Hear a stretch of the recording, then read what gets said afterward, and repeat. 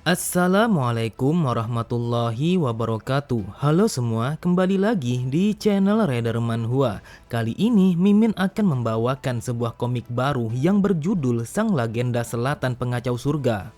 Komik ini Mimin bahas untuk menggantikan komik Raon yang sudah end season. Oleh sebab itu, sambil menunggu kelanjutan season 2-nya, maka kita gas dulu komik ini.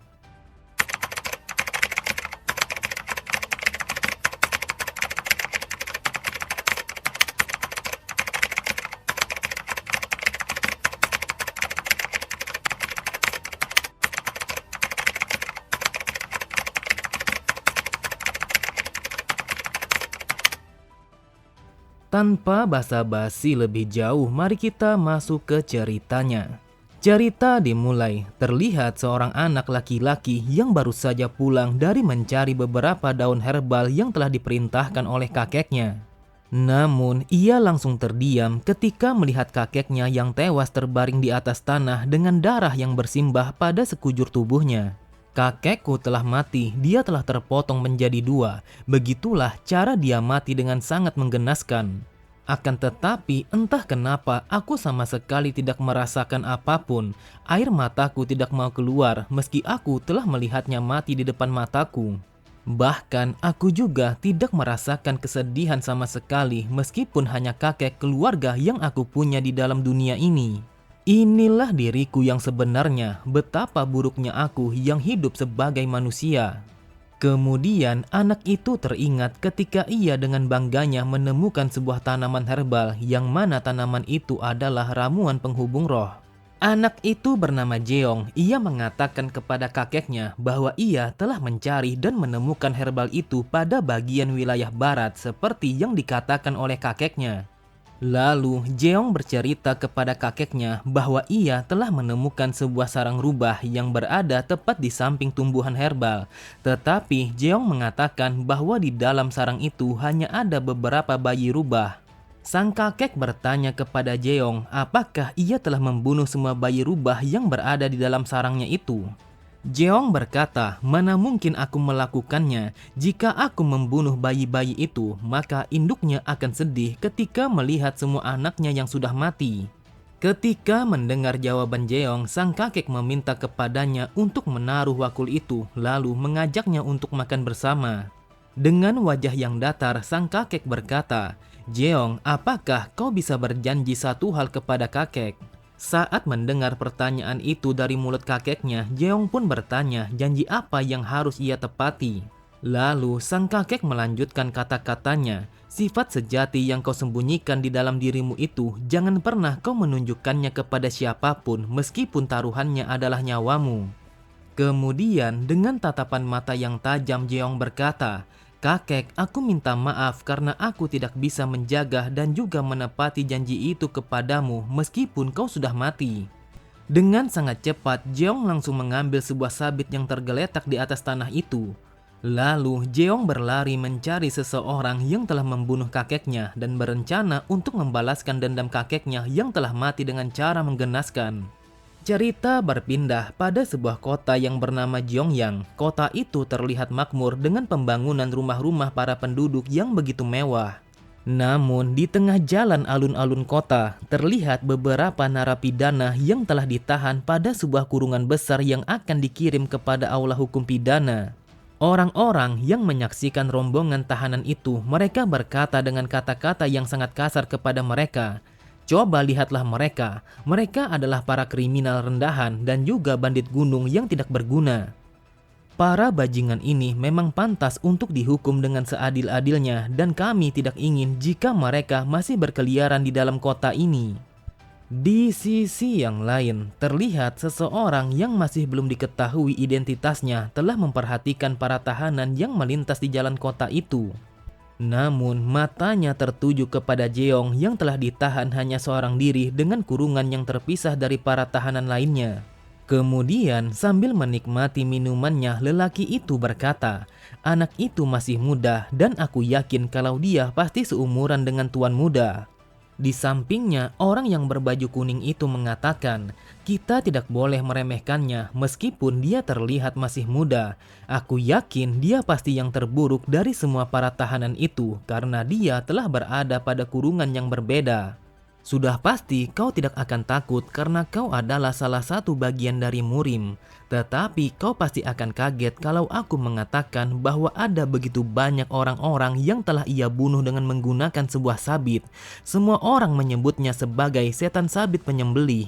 Lalu orang berbaju kuning itu kembali berkata, jadi permintaan macam apa yang kali ini kau inginkan? Orang itu berkata, aku hanya perlu seorang pekerja, seorang anak muda yang sama sekali tidak ada yang peduli kepadanya meskipun dia mati. Di sisi yang lain, terlihat ada seseorang yang melempar Jeong dengan sebuah batu yang lumayan besar sehingga membuat kepala Jeong langsung berdarah seketika. Setelah melempar Jeong, orang itu berkata, dasar manusia sampah, kau memang pantas menerima hukuman yang lebih besar daripada sekedar hukuman ilahi. Terlihat kedua orang itu hanya memperhatikan apa yang telah terjadi kepada para tahanan karena mereka tahu hal itu adalah sesuatu yang wajar terjadi kepada para kriminal. Namun tiba-tiba saja mata lelaki itu langsung terbelalak ketika melihat wajah Jeong yang sedikit tertutupi oleh helaian rambutnya. Kemudian lelaki berbaju kuning itu berkata, dia memiliki wajah yang cukup cantik sampai-sampai bisa saja dia disalahpahami sebagai wanita. Aku tidak menyangka dia bisa membunuh banyak orang dengan wajah secantik itu. Tetapi ia tidak menyangka bahwa lelaki berjubah itu langsung pergi meninggalkannya dengan mengatakan kalau dia tidak jadi membuat sebuah permintaan kepadanya. Terlihat lelaki berjubah itu langsung menghampiri kurungan Jeong untuk memastikan lebih dekat bagaimana raut wajah Jeong yang sesungguhnya. Setelah memperhatikan wajahnya, lelaki berjubah itu bergumam, akhirnya aku telah menemukannya. Dia adalah seseorang kandidat yang sangat sempurna untuk menjalankan misi ini. Cerita kembali tepat sebelum setan sabit penyembelih tertangkap, dia telah melakukan sebuah serangan terhadap sebuah tempat dan membunuh semua orang yang ada di dalam sana.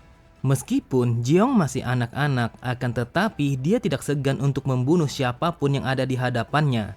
Bahkan ia juga telah memenggal kepala mereka satu persatu. Apa yang aku lakukan ini sangatlah seru, mendengar teriakan mereka, mendengar tangis mereka, dan juga melihat darah yang membanjiri tempat ini. Semua ini demi membalaskan dendam kakek, maka aku akan membunuh semua orang yang kuanggap terlibat dengan kematian kakek. Setelah aku membunuh semua orang ini, tidak ada perasaan lain selain perasaan yang jelas, yaitu hanyalah keseruan dan juga kepuasan. Jeong kembali teringat apa yang telah diucapkan oleh kakeknya, sifat sejati yang kau sembunyikan di dalam dirimu itu jangan pernah menunjukkannya kepada siapapun. Aku masih bertanya-tanya apa sifat sejatiku, ekspresi apa yang aku buat setelah aku membunuh semua orang ini, apakah aku tersenyum? Apakah kepuasan ini adalah sifat sejatiku yang telah dikatakan oleh kakek yang bahkan aku sama sekali tidak boleh menunjukkannya kepada orang lain? Terlihat seseorang yang meminta ampun kepada Jeong, ia memohon agar Jeong melepaskannya dan membiarkannya untuk pergi meninggalkan tempat itu. Namun Jeong tidak menghiraukan permohonan orang itu. Jeong pun langsung mengayunkan sabitnya untuk membunuh orang yang ada di hadapannya itu. Apakah kejahatan memanglah sifat asliku? Aku tidak tahu jawaban apa yang sebenarnya. Tetapi untuk saat ini aku akan berpuas-puas untuk membunuh semua orang. Namun tiba-tiba saja tanpa Jeong sadari sebuah tendangan telah mengenai tubuhnya dengan begitu telak. Yang mana tendangan itu berasal dari seseorang seniman bela diri yang telah memakai jubah merah, sehingga membuat Jeong langsung terlempar dengan sangat jauh. Kemudian orang itu merasa heran ketika Jeong yang masih mampu menahan serangannya meskipun ia telah melancarkan tendangan yang begitu kuat. Sambil menarik bilah pedangnya, orang itu berkata, "Aku tidak mengira kalau kau masih hidup dan ini sangatlah mengesankan." Jeong pun hanya terdiam sembari menahan rasa sakit pada tulang rusuknya akibat serangan dadakan yang dilancarkan oleh orang itu. Jeong bergumam, orang ini dia sangatlah berbahaya, mata merahnya seakan-akan telah menusuk ke jantungku. Siapa sebenarnya orang ini? Orang itu kembali berkata, Sepertinya kau bahkan belum mempelajari seni bela diri, tetapi kau mampu selamat dari serangan penghabisanku." Terlihat Jeong sangatlah terkejut, tubuhnya langsung bergetar ketika melihat orang itu telah bergerak dengan begitu cepat sampai-sampai matanya tidak mampu mengimbangi kecepatan orang itu. Lalu orang itu langsung mencekik Jeong sehingga membuat Jeong tidak bisa melakukan pergerakan apapun. Jeong bergumam, awalnya dia jauh, tetapi dia mampu mendekatiku hanya dalam waktu sekejap. Apakah dia memang manusia? Kemudian orang itu berkata, "Itu sangatlah mengesankan. Awalnya aku penasaran siapa yang sudah mencoba untuk mengikuti kami. Namun aku tidak menyangka ternyata dia adalah seorang anak kecil yang bahkan tidak tahu dengan seni bela diri." Setelah mengatakan itu, orang itu langsung menusukkan bilah pedangnya tepat mengarah kepada perut Jeong hingga menembus kepada sisi belakangnya. Sontak, Jeong pun langsung berteriak kesakitan akibat tusukan orang itu yang telah menembus perutnya. "Ini sangatlah mengesankan. Kau adalah seorang anak yang mampu selamat dari serangan penghabisanku, meskipun kau sama sekali tidak pernah mempelajari seni bela diri." Dengan tatapan mata yang menyala, orang itu mengatakan, "Sebaiknya aku akan membunuhmu sekarang juga, karena apabila aku membiarkanmu, maka kau akan menjadi orang yang sangat berbahaya." Lalu berkali-kali orang itu langsung menusukkan bilah pedangnya kepada Jeong sembari mengatakan, "Kau tidak seharusnya berkeliaran sambil membunuh orang-orang, tetapi pada akhirnya kau hanya memperpendek masa hidupmu." Jeong hanya bisa menahan rasa sakitnya. Ia bergumam, "Aku telah dikalahkan dengan sangat mudah setelah akhirnya aku menemukan orang yang telah membunuh kakekku." Sayup-sayup matanya mulai menutup, pandangannya perlahan memudar hingga kesadarannya telah menghilang sepenuhnya. Jeong berpikir apakah seperti itu caranya akan mati. Tetapi ternyata aku tidak mati. Namun dalam 2 hari lagi aku akan segera dibunuh untuk menebus semua dosa yang telah aku perbuat. Kalau saja aku diberikan sebuah kesempatan lagi, maka aku tidak akan pernah melepaskannya. Ternyata Jeong telah ditahan pada sebuah kastil di dalam kota Jeongyang, yang mana kastil itu dikenal sebagai aula tahanan giok emas. Lalu di dalam kastil itu para penjaga telah berkeliling untuk memastikan bahwa semua tahanan telah masuk ke dalam kurungan mereka masing-masing. Kemudian terlihat 2 orang penjaga telah menjaga kurungan Jeong karena Jeong sangatlah berbahaya apabila mereka tidak menjaganya dengan penjagaan yang sangat maksimal. Jeong pun berkata di dalam hatinya, "Aku terlalu gegabah sampai-sampai aku tidak berkutik ketika berhadapan dengan bajingan itu." Jeong pun teringat ketika orang itu yang menatapnya dengan tatapan mata yang tajam sembari mencekik leher Jeong dengan begitu kuat. Orang itu berkata, "Ini sangatlah mengesankan. Aku sangat penasaran siapa yang mencoba untuk mengikuti kami. Tidak kusangka ternyata dia adalah seorang anak kecil yang sama sekali tidak tahu menggunakan seni bela diri." Sambil menahan rasa sakitnya, Jeong bergumam, "Akhirnya aku bisa menemukan siapa orang yang telah membunuh kakekku. Tetapi dia sangat berbeda dari orang lain. Dia bahkan mengalahkanku sebelum aku bisa melakukan apapun. Dia adalah seorang monster karena meskipun aku mencoba untuk melawannya lagi, maka hasilnya akan sama. Aku tidak akan bisa menyentuhnya dan aku juga tidak bisa memikirkan bagaimana caranya untuk membunuhnya." Tetapi apa yang dikatakan oleh orang itu masih terngiang-ngiang di telingaku. Aku adalah seorang anak kecil yang tidak tahu menggunakan seni bela diri. Apakah kalau aku belajar menggunakan seni bela diri, maka aku akan bisa mengalahkan bajingan itu? Tetapi apakah aku bisa mendapatkan kesempatan itu? Aku bahkan bisa saja tidak akan pernah mendapatkan kesempatan kedua itu untuk membunuhnya. Namun tiba-tiba saja Jeong melihat ada sebuah asap putih yang perlahan memasuki ruangannya. Jeong berpikir apakah asap itu berasal dari api, tetapi Jeong menyadari kalau aromanya sangatlah berbeda. "Aku pernah mencium dan memakan berbagai macam herbal saat aku tinggal bersama kakek." Jeong pun merasakan bahwa asap itu berasal dari campuran ubi ungu, ekor kadal, akar velarin, dan juga akar kelahiran. Jadi ini adalah aroma untuk membuat orang menjadi tertidur. Benar saja, semua orang yang ada di dalam aula itu langsung tertidur seketika karena mereka telah menghirup aroma yang telah menyebar terbawa angin.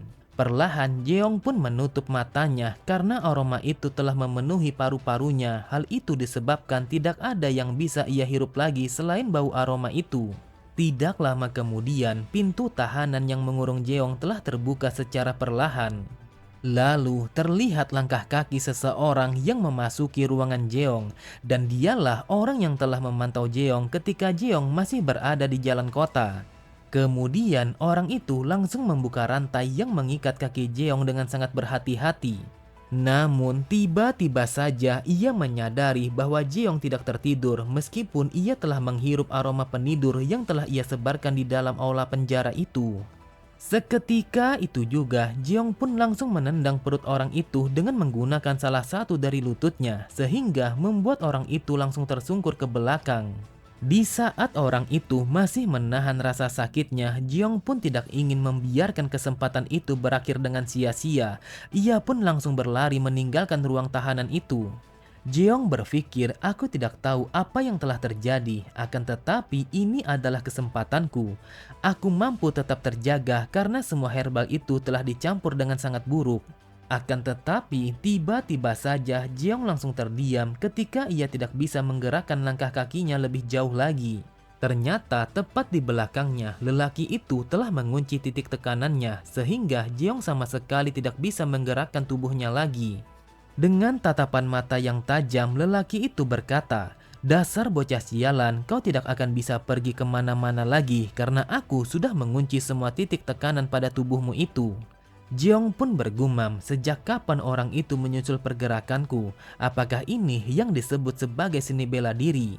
Kemudian karena Jeong sudah tidak bisa berkutik lagi, orang itu langsung menghempaskannya ke arah belakang dengan begitu kuat. Jeong pun hanya meringis menahan rasa sakitnya. Jeong berpikir apakah dia adalah seorang seniman bela diri? Apakah mungkin dialah yang telah membunuh kakeknya? Orang ini memiliki penampilan yang sama, tetapi bajingan itu dia memiliki bekas luka pada mata kirinya. Tiba-tiba saja dari arah belakangnya terdengar seseorang yang berkata, "Apakah ini orang yang telah kau ceritakan sebelumnya?"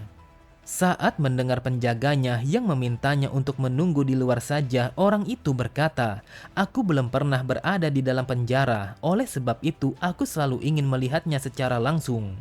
Akan tetapi ternyata hal ini sama sekali sangatlah tidak menarik, bahkan aku mencium bau busuk di dalam sini. Lalu orang itu meminta sang penjaga untuk membangunkan Jeong yang masih terbaring di atas tanah. Setelah melihat wajah Jeong, terlihat orang itu langsung tertawa terbahak-bahak sembari melepas penutup kepalanya. Ia pun mengatakan bahwa Jeong sangat mirip dengan dirinya. Orang yang terlihat mirip sama seperti diriku telah muncul dalam situasi yang seperti ini. Jadi inikah yang disebut sebagai takdir? Jeong sangatlah terkejut. Ia tidak menyangka ketika melihat wajah orang itu memiliki wajah yang sangat mirip kepadanya. Orang itu berkata, "Aku telah mendengar kalau kau akan dihukum mati dan giliranmu akan tiba dalam 2 hari lagi. Terkadang hidup memang sangat tidak adil, kita terlahir dengan memiliki wajah yang sama. Tetapi aku adalah seorang tuan muda dan kau hanyalah seorang narapidana yang akan dihukum mati." Jeong pun hanya mendengarkan apa saja yang diocehkan oleh seseorang yang disebut sebagai tuan muda itu. Orang itu kembali berkata, "Aku akan memberikanmu sebuah kesempatan yang sangat langka, yaitu sebuah kesempatan untuk menjadi tuan muda ketiga dari kediaman keluarga pedang Mok yang agung.